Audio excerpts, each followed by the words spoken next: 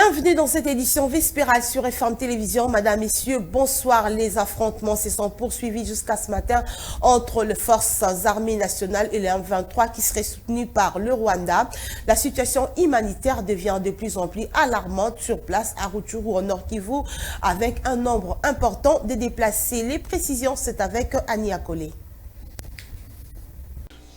C'est mercredi 25 mai, le Bureau de coordination humanitaire des Nations Unies OCHA rapporte que plus de 10 000 personnes sont déplacées suite aux affrontements qui ont débuté mardi matin dans le groupement de Kibumba à une vingtaine de kilomètres de la ville de Goma, capitale provinciale du Nord Kivu.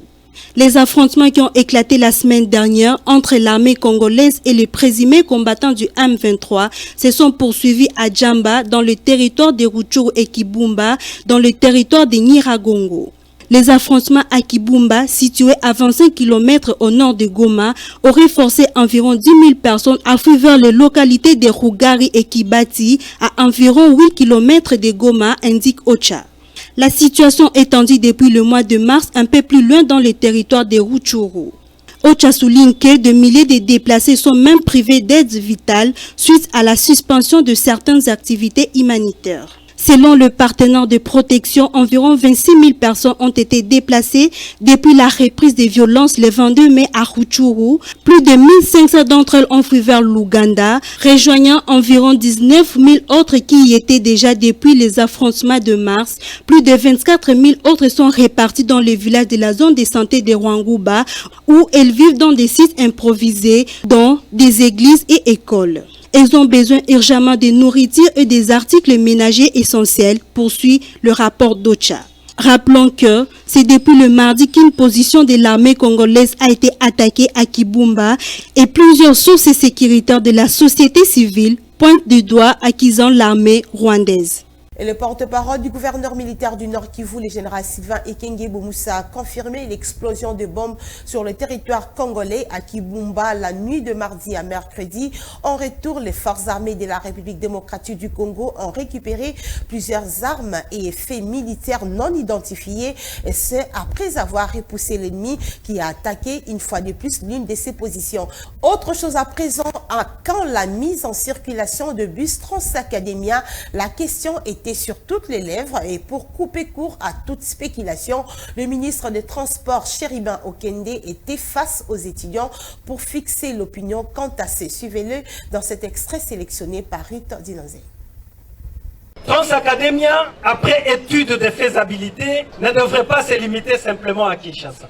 C'est un projet suivant la promesse du chef de l'État qui devra s'étendre au niveau d'autres institutions d'enseignement supérieur et universitaires importantes du pays. Donc, il y a un état de besoin de 600 bus attendus.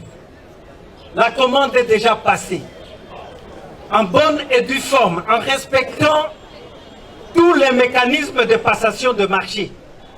Parce que vous savez, aujourd'hui, avec l'exigence de la traçabilité dans la gestion des affaires de l'État, nous avons des mécanismes à respecter.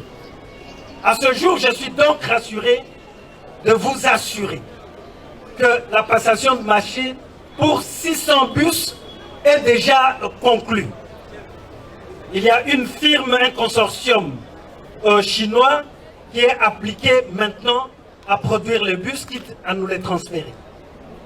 Deuxième chose, étant entendu que ce projet tient au chef de l'État, au cœur du chef de l'État, il m'avait instruit de lancer déjà le signal fort auprès de la communauté estudiantine.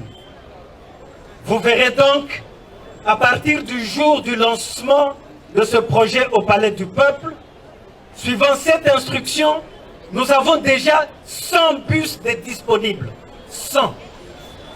Et puisqu'il faut vous dire les choses telles qu'elles se présentent dans toute la transparence, sur instruction de la haute hiérarchie, pour matérialiser le début de cette opération, de ce projet, ces 100 bus, moi, en tant que ministre des Transports, j'ai dû engager Transco, donc Transport au Congo, pour disponibiliser les 100 bus. Mais ce n'est pas à titre gratuit, c'est moyennant restitution le moment venu, lorsque les 600 bus vont venir, les 100 bus de Transco seront restitués à Transco.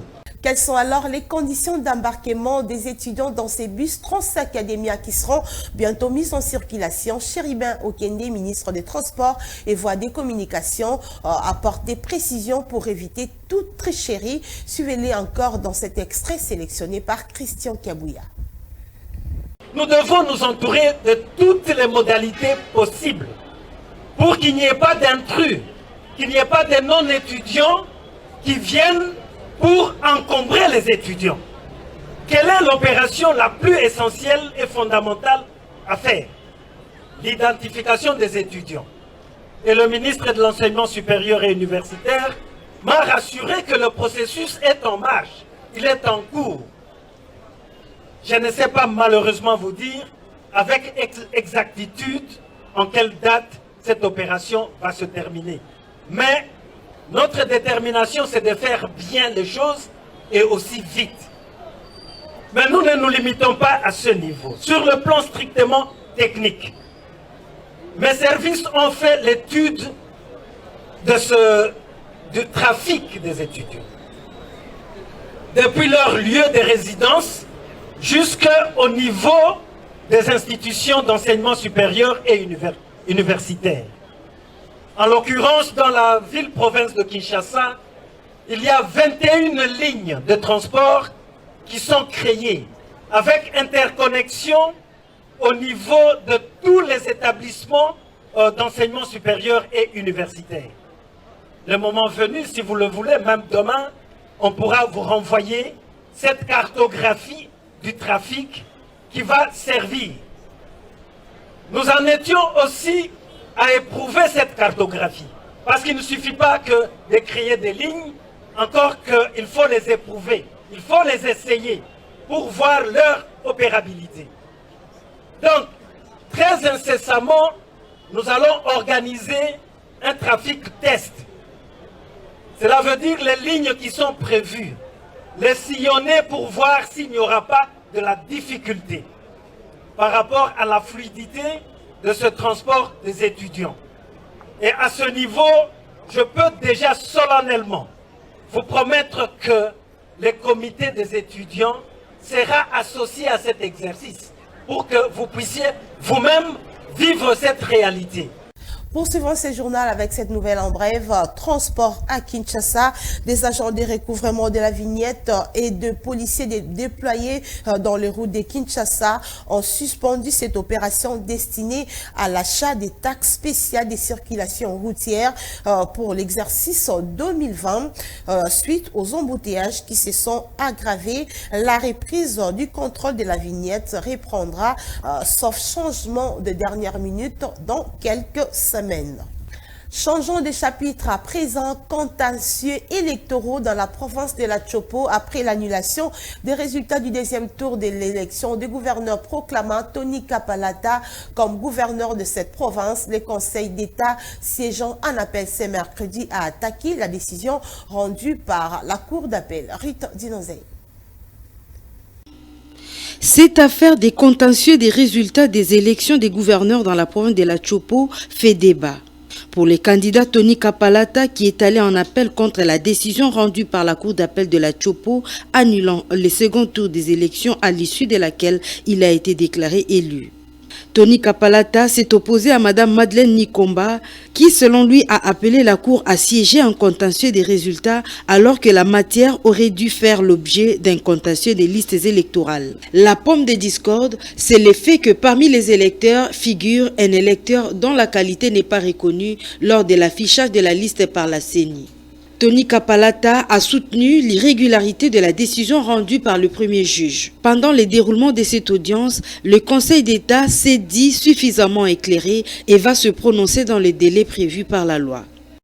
Un mot sur la santé. Le docteur Jean-Jacques Mouyembe a annoncé la probabilité d'une 5e vague du coronavirus en République démocratique du Congo. Il appelle donc la population au respect des gestes barrières et aussi à se faire vacciner. C'était au cours du rendez-vous hebdomadaire tenu au centre de l'INRB ce mercredi. Suivez-les dans ce reportage. Devant la presse, le docteur Jean-Jacques Muyembe a affirmé que la République démocratique du Congo risque de connaître une 5e vague de la maladie à Covid-19. À l'en croire, ces derniers temps, la situation était préoccupante dans la province du Lualaba, mais pour l'instant, nous devons nous rendre compte que le virus circule de façon plus ou moins intense même à Kinshasa, a-t-il déclaré. Le docteur Muyembe a par ailleurs souligné que les personnes vaccinées contre la Covid-19 n'auront pas de problèmes de complications. Pour ce faire, il appelle donc la population au respect des gestes et barrières et à se faire vacciner pour une immunité collective. Le professeur Jean-Jacques Muyembe a par ailleurs annoncé l'appui de la Banque mondiale en protection d'oxygène. Des usines de production d'oxygène seront installées dans différents centres de traitement de sorte que l'oxygène ne soit pas un problème pour traiter correctement les malades à Covid-19. Parlons à présent du projet agricole de la Fondation Maloua qui ne se lasse pas à élargir son champ d'exploitation afin d'accroître sa production agricole au bénéfice de la population. Voilà pourquoi elle vient d'agrandir sa terre par l'achat de plusieurs hectares de terres à Kwilungongo. Nous sommes là dans le Congo central. Précision dans ce reportage.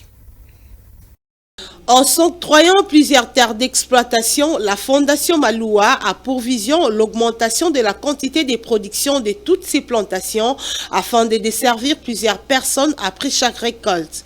Tout cela pour répondre à la vision de son initiateur et président fondateur de la Fondation Maloua, Maître Maloua Billy Cléophas, qui est « Nul n'a le droit d'être heureux seul sur la terre ». Aussitôt acquis ces grands espaces fertiles susceptibles de faire accroître sa production dans les territoires de Kwilungongo, secteur de Makuta dans le Congo central. Très pragmatique, la Fondation Maloua n'a pas tardé à se lancer sur la culture d'ananas et autres, cela juste après avoir conclu le marché d'achat et vente de ce grand espace. Et là, la Fondation Maloua a tout de suite déployé sur les champs ses membres pour l'exécution de travaux agricoles. Quelques jours après, voilà déjà l'image de ce à quoi doivent s'attendre la population du Congo central et ses environs qui sont toujours desservis de cette récolte. Fondation Maloua, bel exemple à suivre pour lutter contre le chômage et la famine qui gangrène la République démocratique du Congo. Et voilà, mesdames et messieurs, c'est par ici que nous bouclons cette édition du journal sur FM Télévision. Mais ne nous quittez pas, car juste après ce journal, vous aurez droit à notre rubrique La Découverte. Entre-temps, portez-vous bien. Merci de nous avoir suivis.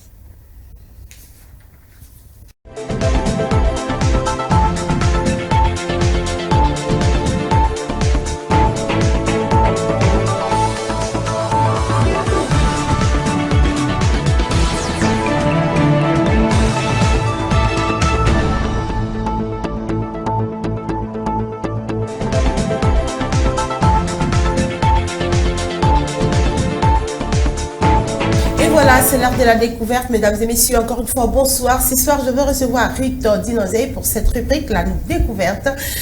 Rito, bonsoir. Bonsoir Fifi, bonsoir chers téléspectateurs. Et voilà, c'est notre rubrique, la découverte, comme je venais de l'annoncer. Qu'est-ce que vous apportez aujourd'hui pour nos chers téléspectateurs? Tout à fait Fifi, la leçon du jour porte sur le mot maintes fois. C'est un adverbe qui est parfois mal prononcé par certaines personnes qui disent maintes fois. Maintes fois veut dire fréquemment, la plupart du temps, plusieurs fois. Donc c'est dire une chose à plusieurs reprises. Mais il y a des gens qui disent maintes fois, il ne faut plus dire maintes fois, mais il faut plutôt dire maintes fois. Et voilà, c'est tout pour la découverte de ce jour. Merci de nous avoir suivis.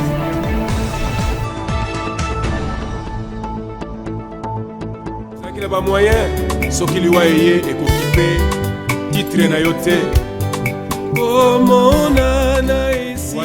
Fifi Kalumbwe, journaliste à la FM Télévision, Papa Nestor Mutombo, ainsi que les familles Kabangu, Mutombo et Kabea ont la profonde douleur d'annoncer aux amis et connaissances le décès inopiné de leur mère, épouse, tante et grand-mère Hélène Tchala Malea, affectueusement appelée Mamie.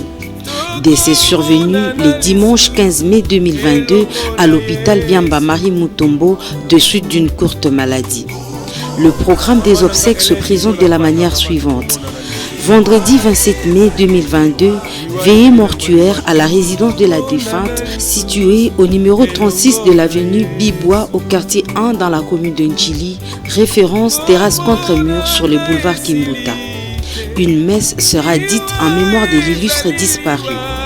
Samedi 28 mai 2022, levée du corps de la morgue de l'hôpital de référence de Ndjili, quartier 7. Un recueillement est prévu sur place.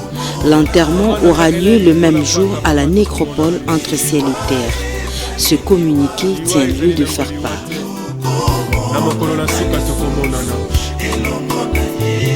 Papa